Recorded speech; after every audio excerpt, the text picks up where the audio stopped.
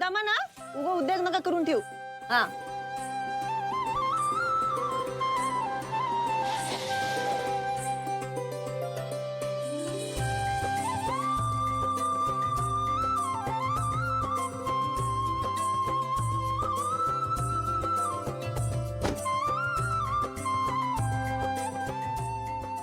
अयो साहेब तुम्ही इकडं. हा दीपा हे थोडं खाऊ आहे आणि शाळेचं साहित्य आहे चिलीपिलीसाठी. शाळेचं साहित्य. हा शाळेत जाणार ना. हा बघा हे खायला काय काय बघा आणि शाळेचं साहित्य बघून घ्या. चला पळा पळा पळा आज पळा.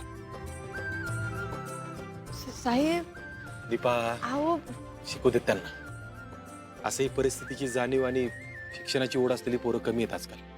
हा साहेब पण ते मला कळतंय तुझ्या भावंडांचा कुठल्या शाळेत दाखला नाही ना अजून. मी आत्ता येताना अमोलच्या शाळेत जाऊन आलो.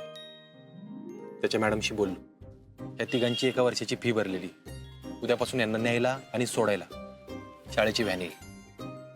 साहेब तुम्ही खरंच एवढं माझ्या चिलीपिलीसाठी करू राहिले का? अगं खरंच म्हणजे आपल्या देशाचं भविष्य आहे ते.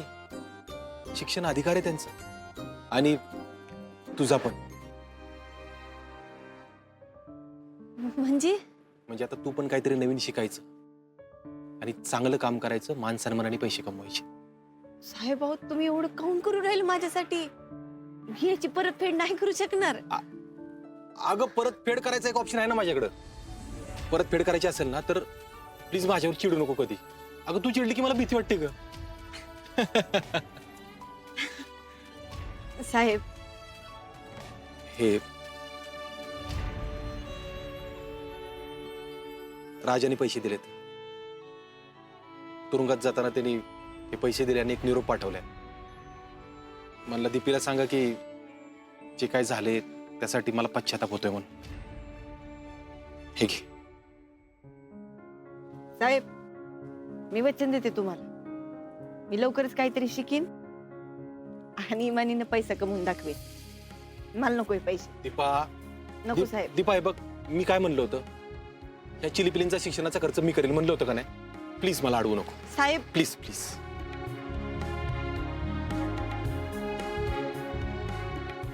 अहो साहेब मी काय उभं राहिले.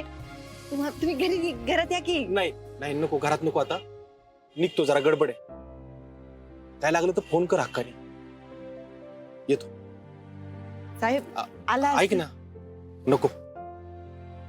आणि कधी आलीस त्या बाजूला तर ये घरी. ते पण तुझंच घर आहे. लोक तुझी आहेत.